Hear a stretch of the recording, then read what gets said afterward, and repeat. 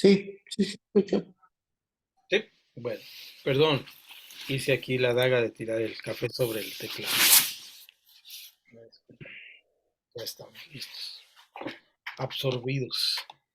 Bien, entonces me quedé en esta parte del índice donde le estaba leyendo, ¿verdad? Porque no podía leer. Así que, ¿quiere que su iglesia crezca? Es una pregunta. Así que quiere que su iglesia crezca. ¿Y qué clase de crecimiento está buscando? Eh, y ahí vienen preguntas interesantes. ¿Quiere ser parte de una iglesia histórica o de una iglesia que hace historia? Eso es parte importante, ¿no? Y la tercera, que es ahí donde me iba a quedar, que les ya estaba mencionando, quiere ser parte de una iglesia grande o de una iglesia o de una, quiere ser parte de una iglesia grande o de una gran iglesia. Vean, esas ya son propuestas como de reflexión, ¿no? Muy, muy reflexivas al respecto.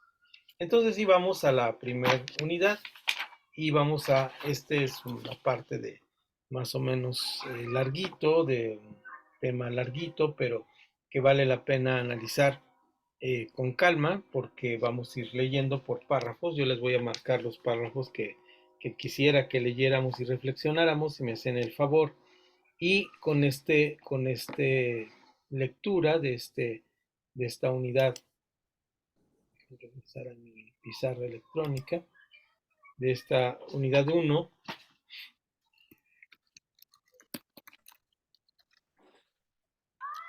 eh, vamos a factores de crecimiento de la iglesia. Este es un tema que yo le voy a pedir que se alisten un poco en la lectura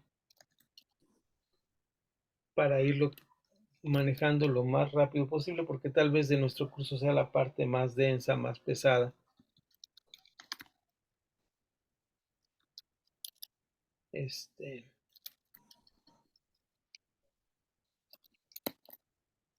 espero que la grabación no se haya arruinado, pero bueno, que se rescate lo que tenga que rescatar. Y sí voy a pedir mucho de su ayuda, si me hacen favor, porque ya está letrita y ahora no tengo esto electrónico y entonces ya no, pero ya lo leí varias veces cuando había sol, entonces ya lo recuerdo y ya lo separé por párrafos. Los primeros dos párrafos los vamos a ir prácticamente vamos a ir de par en par analizando lo que dice ahí. Voy a pedir mucho su ayuda para reflexionar al respecto. Eh, Hay dos extremos en la cuerda. eh, y estos dos extremos los vamos a ver aquí en estos párrafos que lo vamos a ir analizando. ¿Cuáles son los dos extremos en la iglesia que crece? ¿Alguien tiene el primero y segundo párrafo? El primer párrafo en la página número 6 empieza donde dice se ha escrito y termina con la parte donde dice palabra con mayúscula y de la historia del cristianismo. ¿Alguien lo tiene, por favor? ¿Me puede ayudar? Prende su micrófono y lo inicia. Por Dice, se han escrito muchos libros y debatido largos y tendidos sobre el crecimiento de la iglesia. Cada cual propone varias claves de crecimiento. Para uno es la oración intercesora, para otros la evangelización vigorosa. Algunos más se inclinan por practicar la llamada guerra espiritual, otros inciden sobre determinados métodos de discipulado y muchos esperan el ansiado avivamiento para poder crecer. ¿Continuó o hasta ahí pasa?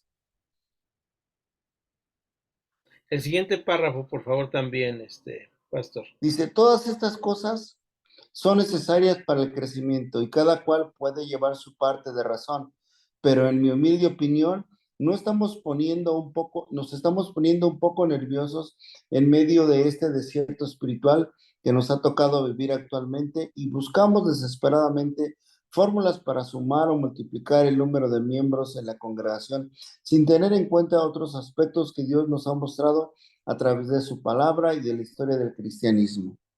Ok, entonces aquí, gracias, pastor Abel, por la lectura.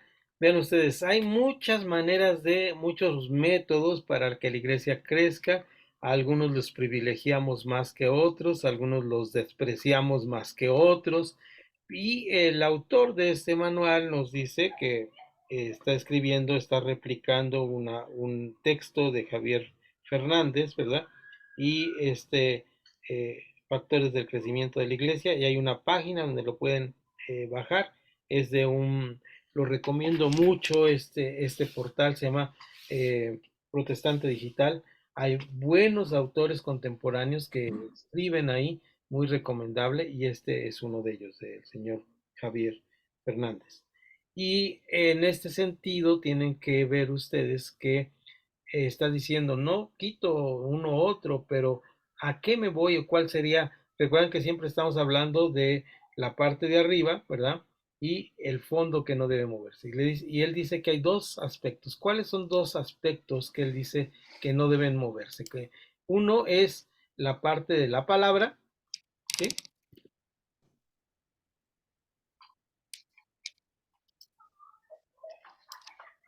A ver si puedo.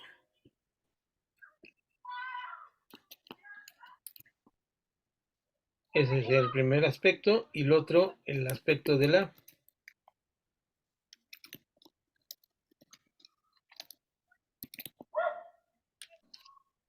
¿De acuerdísimo? Esos dos aspectos son fundamentales.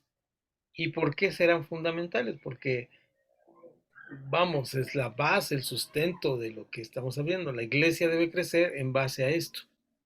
No puede crecer en base a, a un programa, a una estrategia, a un desarrollo, sino tiene que crecer en base a esto, la palabra y la historia de la iglesia. ¿De acuerdísimo? Ahí estamos de acuerdo con esto. Entonces, quiero preguntar si hay un comentario al respecto de lo que leyó nuestro hermano eh, Abel.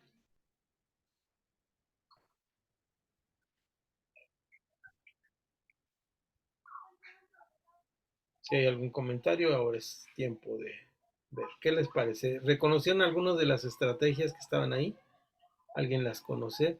¿Las ha visto? Pues más o menos trató este hermano eh, eh, de apellido Fernández de concretar la mayoría de los aspectos, pero pues sí, de alguna manera yo las he escuchado.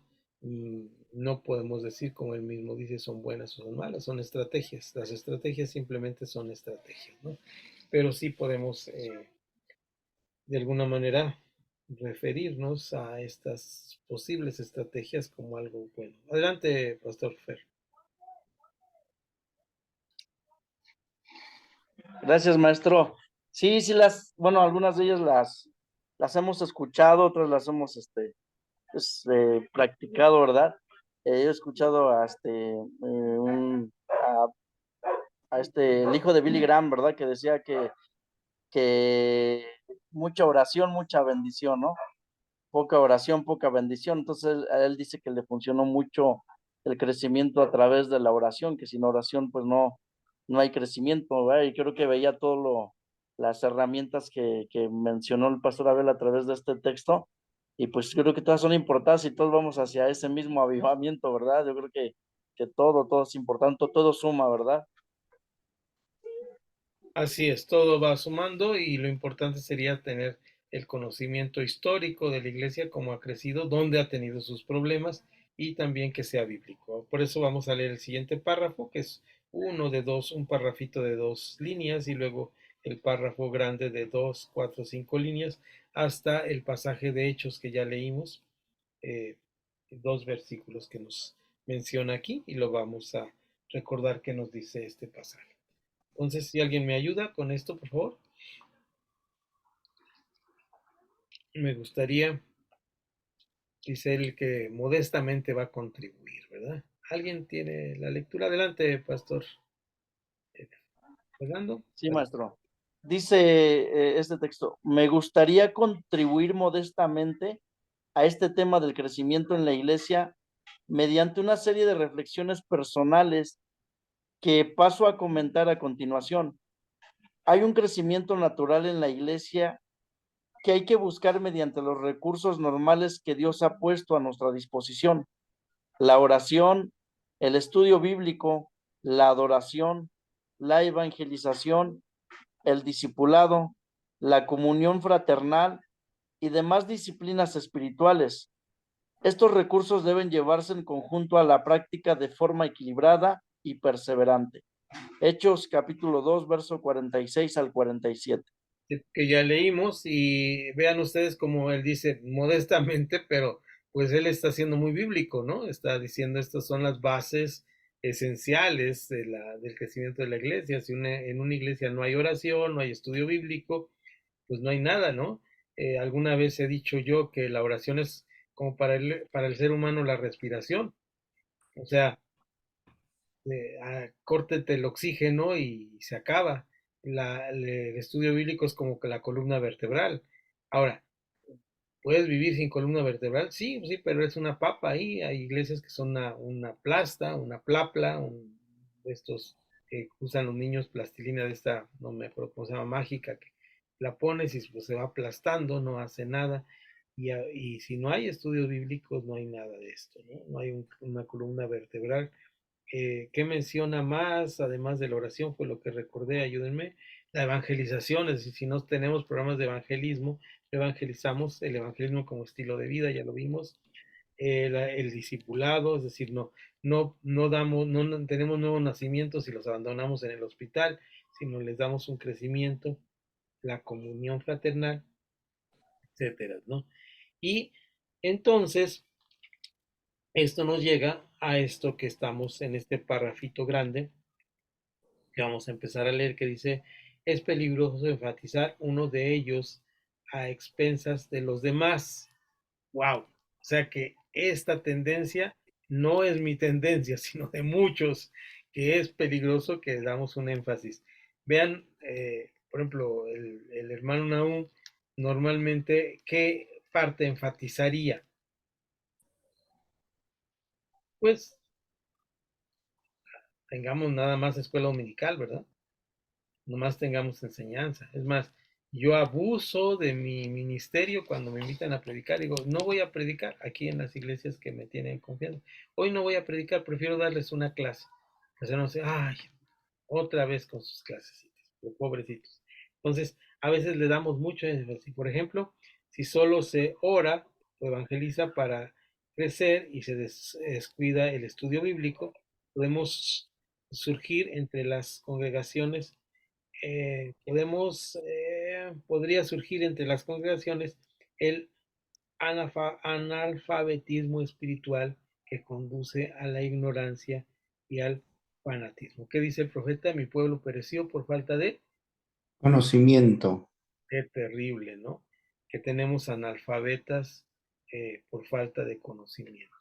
Y me dicen, hermano, pues es que eso no lo había visto, no sé si está en la Biblia, ¿cómo es posible que nos digan eso a veces? Pues que no es nuestro libro de cabecera, que no es nuestro libro que debemos estar leyendo constantemente, entonces, pues es interesante esto, ¿no? Puede haber este peligro, pero, por otro lado, este analfabetismo conduce a una ignorancia y al fanatismo. Y así, ya no alcanzo a leer, pues alguien me ayuda. Y si sucede a la inversa, es decir, si damos énfasis nada más en el estudio bíblico, podría aparecer el frío cristianismo carente de amor, de sensibilidad. Es decir, la letra mata, ¿no? Dice la palabra, la letra mata. Entonces, si damos puros estudios bíblicos y no hay oración, no hay ayuno, no hay evangelismo, no hay poder de Dios, pues no, tenemos una iglesia muy fría, muy mal, ¿no? ¿Alguien me puede ayudar a sí mismo? Es importante perseverar siempre, aunque pasen los años. Las prácticas asiduas, ¿alguien va ahí con mi lectura que me siga?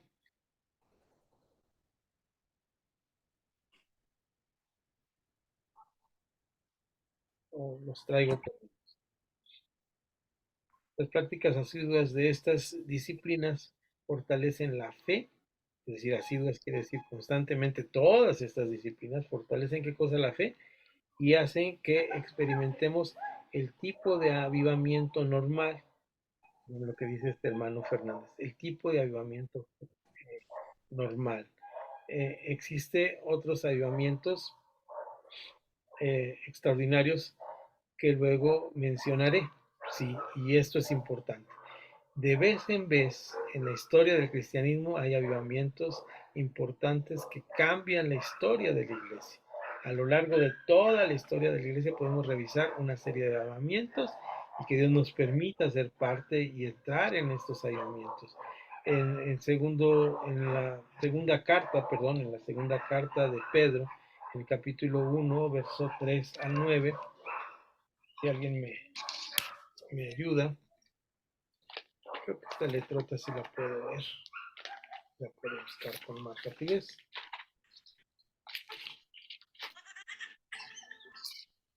¿Sabe qué? ¿Yo le piqué o qué pasó?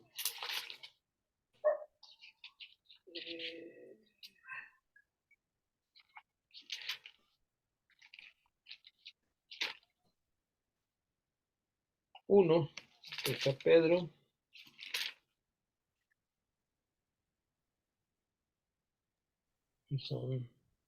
Dice, bueno, inicio que casi siempre sabemos.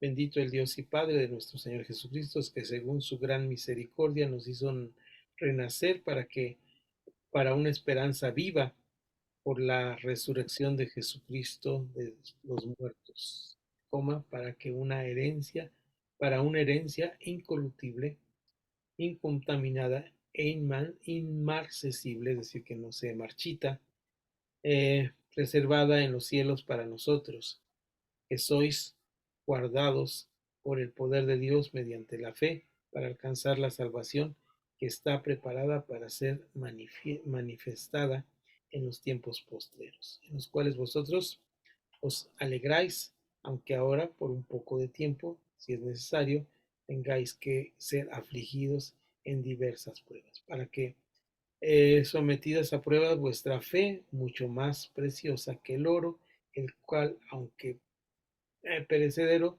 se prueba con fuego, sean hallada en alabanza, gloria y honra cuando sea manifestado Jesucristo, a quien amáis sin haberle visto, en quien creyendo, aunque ahora no lo veáis, os alegráis con gozo inefable y glorioso, obteniendo al fin de vuestra fe, que es la salvación de vuestras almas. Es decir, esta es la iglesia que está creciendo, lo cual no significa la perfección ni que no existan problemas, ya que la iglesia primera estaba ávida, pero también imperfecciones y surgían problemas de vez en cuando, como en el libro de Corintios que Pablo tiene que eh, escribir por más de 12, 13 problemas que había en la iglesia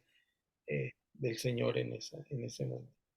Bien, vamos a leer ya la norma de Dios, si alguien me ayuda, hasta la siguiente página, que es la página 7, hasta donde termina Apocalipsis 3, 7 al 11, por favor.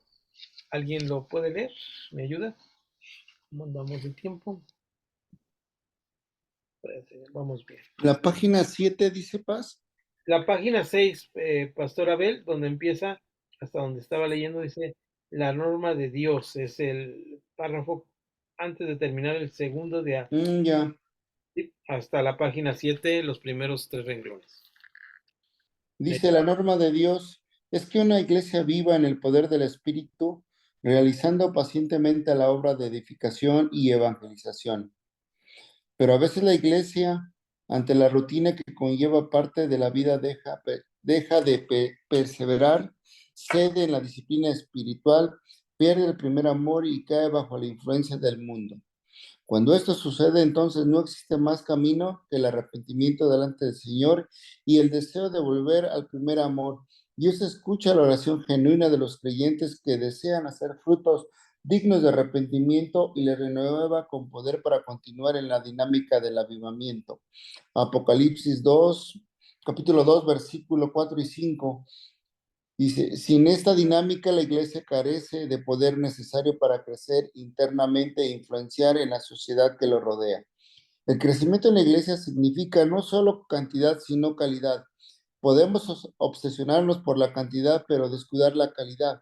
Puede existir iglesias muy numerosas con muchos de sus miembros inconversos o sin vida del espíritu e iglesias pequeñas, pero con la mayoría de sus miembros consagrados a Dios es normal y saludable que la iglesia crezca en cantidad, pero no siempre se puede asociar crecimiento numérico a éxito. El éxito de una iglesia, según Dios, no se basa solo en los números, sino también en la fidelidad y en el amor mostrados hacia el Señor y su obra durante los largos años. Apocalipsis capítulo 3, versículos 7 al 11. Muy bien, y aquí está precisamente la parte que les decía que hay los dos extremos de la cuerda, ¿verdad? Es decir, una iglesia grande, eh, pero que no tiene calidad, o una iglesia pequeña que tiene calidad, pero no tiene número. Entonces, son los dos extremos de la cuerda. Estar en el centro, en el equilibrio, es lo mejor. Eh, Siempre y cuando tengamos la integralidad de que la iglesia, pues grande o pequeña, esté funcionando. Quiero contar aquí un pequeño testimonio de la iglesia porque yo estuve por más de muchos años, décadas. Y esta iglesia llegó a tener reuniones en un hotel donde era el cupo de 1000 personas, era un salón para 1000 personas y no cabía una persona más cuando se reunían. Era una iglesia que no creía en las misiones, es curioso, el pastor no estaba de acuerdo con hacer misiones, pero era tanta la fuerza de la iglesia que empezó a tener varias misiones en el norte, en el sur de la ciudad eh, y, pues en pueblos cercanos empezó a tener misiones porque una iglesia pues que tenía mucho eh, auge, mucho avivamiento, ya muchas cosas. Al punto que quiero llegar es una de las cosas que yo pude observar y es una crítica sana y constructiva que la dije al pastor y a los ancianos y a los diáconos y demás personas que eran el cuerpo que yo era parte, una crítica que fue sincera de mi parte y que creo que fue aceptada en parte, es que era una iglesia con demasiado activismo y el activismo es una cuestión del mundo. La vida moderna es así rápida, hay que hacer cosas, hay que hacer cosas, hay que hacer cosas, hay que hacer cosas. Entonces llegaba un momento en que había un activismo, se entiende que es un activismo muy grande en la iglesia, y siendo una iglesia con mucho activismo, pues había poco crecimiento de calidad en la gente. Había muchas cosas que hacer, las gentes terminaban agotadas de tantas cosas que habían que hacer, pero si pues haciendo desde mi punto de vista un análisis de lo espiritual, si uno les decía, pues sí, tenemos un culto de oración, tenemos cultos de ayuno, tenemos estudios bíblicos, pero cada quien está en su rama, ¿verdad? Los que están en alabanza están en la alabanza, los que están en oración están en los cultos de oración, los que están pero no hay como una armonía de todos, ni nos comunicamos porque es complicado con tanta gente. ¿Y qué pasó? Bueno, pasó que tuvo que haber una crisis de índole pues emocional en la iglesia, una ruptura por alguna situación, vamos a llamarla de, porque así fue, una situación de que ya no cabían tantos liderazgos en la misma iglesia, ¿verdad? Entonces se rompió con los líderes de arriba, de hasta arriba, se rompió ciertas amistades, ciertas cosas y se acabó eso. Pero de alguna manera yo vi y yo lo dije, Dios usa estas cosas para que corrijamos las cosas que estamos haciendo mal y que hagamos las cosas ahora de manera diferente. Desafortunadamente ya no pude continuar por una cuestión de geografía, de vivir muy lejos de ahí, y ahora estoy en otro movimiento y en otra situación, pero posiblemente con la misma tensión de querer hacer iglesias que sean grandes, pero que no tengan una calidad de iglesia en la comunión los unos con los otros. ¿Uh? En el amor los unos con los otros, en ser bíblicas, sino simplemente iglesias que están como en un activismo constante, ¿no? Hacer cosas, hacer cosas, hacer cosas, hacer cosas, pero no hacer las cosas juntos, ¿verdad? Que es lo importante. Vamos a poner eh, brincarnos el siguiente párrafo para poner fin a nuestra clase con el párrafo, es decir, nos brincamos un párrafo y empezamos con el párrafo, si alguien me ayuda, que son 1, 2, 3 párrafos, termina en Hechos 1, 6 al 8 y vamos a hablar sobre este tema. ¿Y quién me ayuda, por favor? Porque ya ahora sí quise leer, pero dice los factores. Yo lo leo. Adelante, adelante, adelante. Perdón, ¿de dónde a dónde? Pastora, es la ¿De hay página. congregaciones? Perdón, ¿hay congregaciones? No, del siguiente, pastora, donde dice, donde termina Juan, nos vamos a sacar Los factores. ajá, y te ¿Y vas me detengo? en Hechos 1, 6 al 8. Ok, perfecto. Tres Gracias. párrafos, por favor. 3 párrafos, está bien. Los factores sociológicos y políticos tienen su importancia en el avance del Evangelio y en mayor o menor grado en el crecimiento de la Iglesia. Podemos pensar que Dios trabaja independientemente de toda barrera religiosa, política, económica, cultural, etcétera, y que ante su omnipotencia, estas cosas no deben tomarse en consideración. Sin embargo, la Biblia y la historia no nos dicen eso. Más bien nos hablan de un Dios que se sirve de los diferentes fenómenos sociales para cumplir sus propósitos. La elección de un nuevo gobernante trae aparejado el levantamiento nacional y espiritual de Israel, Esdras 1:4. La invasión de un pueblo enemigo despierta un celo de avivamiento en los israelitas, Habacuc 1 del 5 al 11. La construcción de calzadas y la vigilancia de las tropas romanas frente a los delincuentes hace más rápido y seguro el avance del evangelio por todo el imperio romano en la época del Nuevo Testamento. La tradición religiosa de cada cultura también influye en el crecimiento del evangelio. Pedro predicó a los judíos y se convirtieron a miles. Después Pablo hizo lo mismo con los paganos, pero los resultados fueron menores. Y a veces hubo muy pocos convertidos. Hechos 17, 32 al 34. En el año 1859 se produjo un gran avivamiento en Irlanda del Norte, en la cual convivían católicos y protestantes presbiterianos. Sin embargo, el citado avivamiento solo afectó a los protestantes, mientras que entre los católicos nada sucedió. El fenómeno de la inmigración en España está llenando las iglesias de personas de Latinoamérica y posibilitado que muchos musulmanes escuchen el Evangelio. Todo esto nos debe hacer pensar en la obra en España y tener paciencia ante los cambios sociológicos negativos o positivos que se avecinan. Nuestra labor es seguir trabajando dentro y fuera de la iglesia, sin afanarnos por las cifras ni deprimirnos por los pocos convertidos. Dios está al control de todo y esto debe bastarnos para estar tranquilos. Hechos 1, 6 al 8. Dios está en control de todo y esto debe bastarnos para estar tranquilos.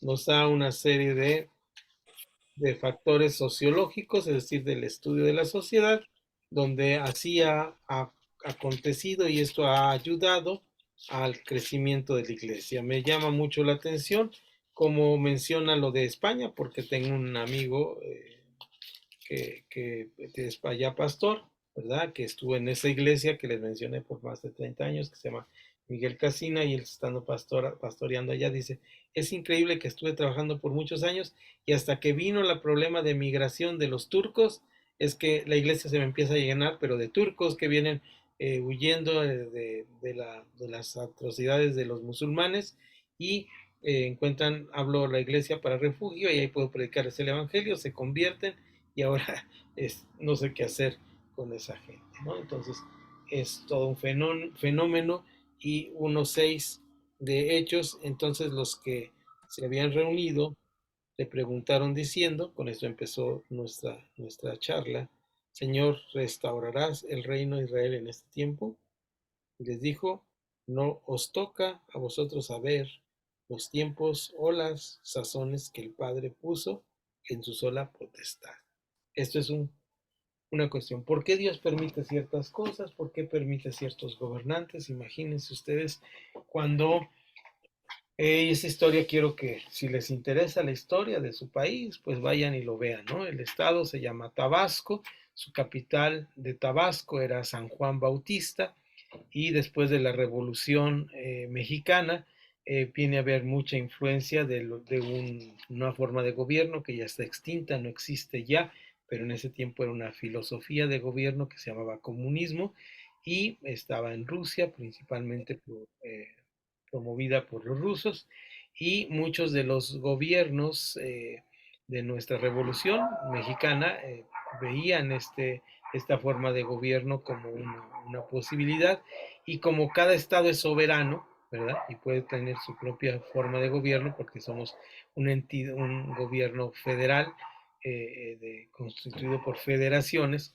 Entonces el gobernador de Tabasco, que se llamaba Garrido Canaval, pueden buscar, googlearlo, preguntarle al tío Google quién era Garrido Canaval, en qué año gobernó en Tabasco, y este hombre decidió eh, pues que él no necesitaba ningún cristiano en su estado, y esto incluía católicos y romanos.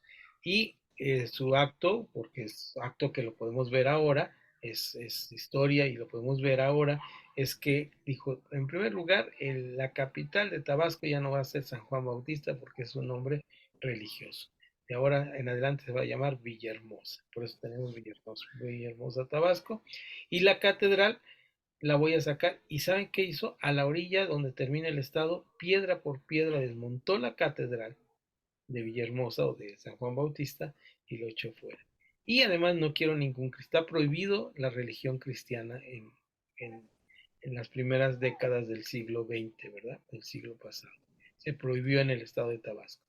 Ahora, ¿qué vemos en el censo? Que yo conocí esa historia en la escuela, en el Instituto Bíblico, que vemos en el censo del 80, vemos que el estado con mayor población en la República Mexicana con un 33%, mientras Jalisco tenía un 6%, el Distrito Federal tenía un 10%, por lo menos en las cifras del INEGI, era el estado de Tabasco con un 33% de población cristiana, evangélica. ¿Por qué había pasado esto? Porque fueron perseguidos, porque se quedaron verdaderamente los que eran cristianos y tenían una necesidad bien grande. Ahora, decimos, ¿cómo es posible esto? Entonces, un movimiento social, como leyó la pastora Raquel, tiene que ver con esto, ¿no? Tiene que ver con esto. Ahora, los lugares donde, donde el cristianismo menos influye en la sociedad, son donde se vuelve una religiosidad. Por eso tenemos algo que se llama el evangelicalismo norteamericano. ¿Qué es el evangelicalismo norteamericano?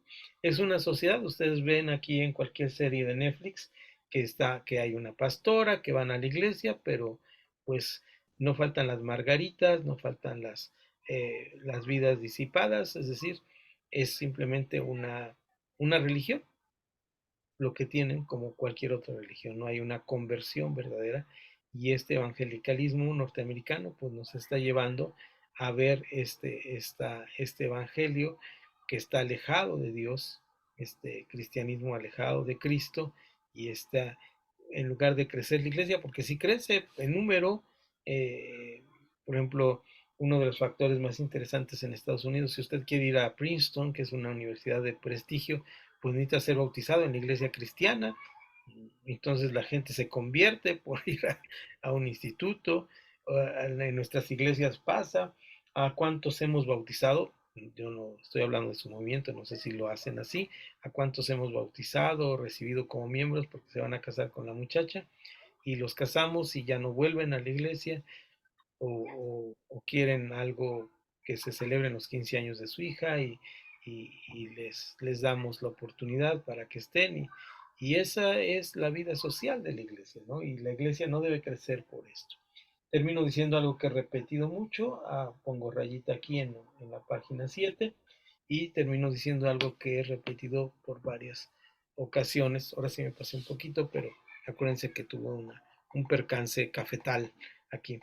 he repetido mucho es este asunto de Carlos Martínez, que dice que la iglesia tiene una puerta delantera por donde entran las personas, pero una puerta trasera por donde salen otras personas.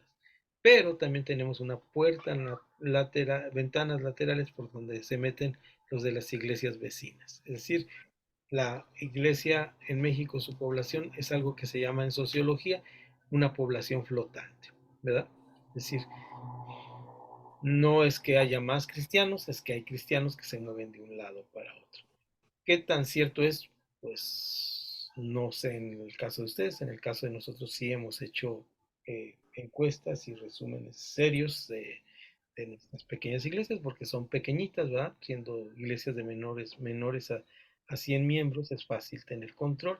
Entonces, en las iglesias de 100, de 50 y de 30, pues hemos detectado que en las iglesias de 30, pues solamente hay un 10% de convertidos. Y en las iglesias de 200 que tenemos, sigue siendo el 10% de convertidos, es decir, perdón, sigue siendo ese porcentaje mismo, es decir, si en la iglesia pequeñita tenemos perdón, lo dije mal, tengo iglesias de 30 que la mitad, el 50% son convertidos, son ganados de la religión, de otra religión, de conversión de vidas que no estaban de acuerdo a lo que Dios decía, y el otro 15% son familias cristianas que llegan a la iglesia ya siendo cristianas. Entonces, esos 15 siguen siendo lo mismo con una variación muy pequeña en las iglesias de 100 o 200.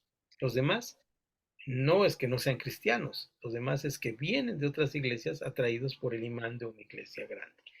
Y es así con nosotros, es decir, eh, lo cuestionamos en el sentido de cuestionario, y lo, lo apuntamos en una estadística y nos damos cuenta que estas iglesias son iglesias que han crecido porque han venido, y no decimos, no lo hacemos en una forma muy estadística y muy profesional donde no lo decimos a la gente.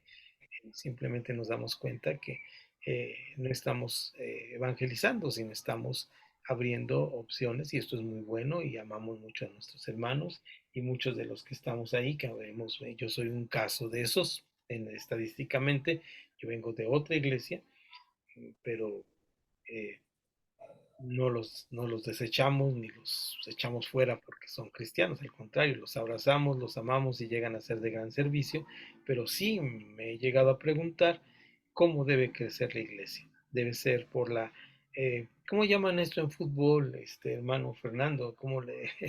Pues, y le digo porque a mí cuando llegué a esa iglesia, un hermano me dijo, ay, qué bueno que ay, se me fue el nombre que me dijo, pero algo así como que te venden su carta de cómo es esto. Se me fue, Pastor Fernando, cómo es esto. Los fichan o los transfieren, o no sé. Sí, hay fichajes, transferencias, hay veces que los dan a préstamo, los compra, con préstamo con opción de compra o compra total. Ok. Entonces, cuando esté mi carta libre, ahí les aviso, hermanos, a ver quién me acepta en su iglesia. ¿De acuerdo? Bueno, hasta aquí. Dejemos de decir incoherencias y pasemos a la parte de despedida y fotografía antes de que nos vayamos.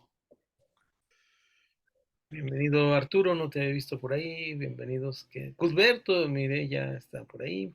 No sé si están los dos o está nada más uno. Va, prendan su. Voy a ver si puedo.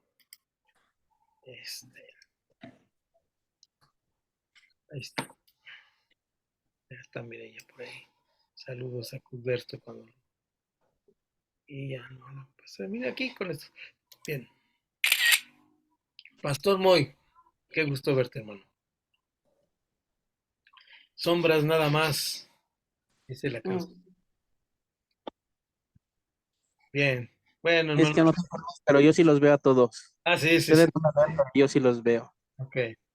Y recuerden que nos están supervisando, ¿verdad? El alto mando, entonces saludos al alto mando y nos vemos el próximo viernes, listos para seguir. ¿Qué les parece este curso? Antes de irnos, comentarios, ¿qué expectativas tienen en lo que vimos hoy? Coméntenme. Voy a agarrar café, prometo no tirarlo. ¿Puedo comentar? Sí. Sí, ahí pues yo creo que todo es importante, ¿no? De lo que estamos trabajando y a veces esto nos da un equilibrio en una balanza en el trabajo que realizamos, porque a veces nos llama la atención las iglesias grandes, a veces nos llaman la gente que más se prepara o la que mucho hace, ¿no? Pero esto te trae un equilibrio en todas las áreas y sí debemos tener un tiempo para estar checando las iglesias.